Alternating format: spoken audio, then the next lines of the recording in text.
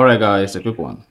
Here, I'll detail how to shut down Apple Watch Series 9. So if you have an Apple Watch and you're looking for different approaches you can use to turn off or shut down the Apple Watch, then here's a video for you. So if at the end of this you found this offer informative, please don't forget to like and then subscribe.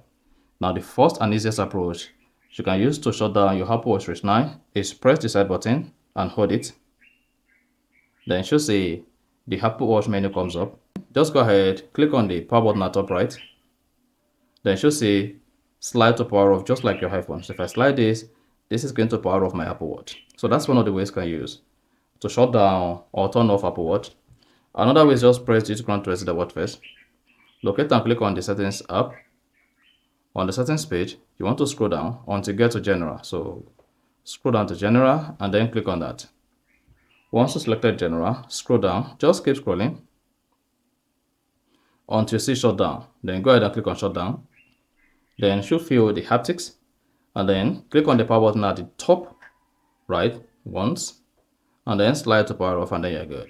So that's exactly how to shut down Apple Watch Series 9. So if you found this offer informative, please don't forget to like and then subscribe.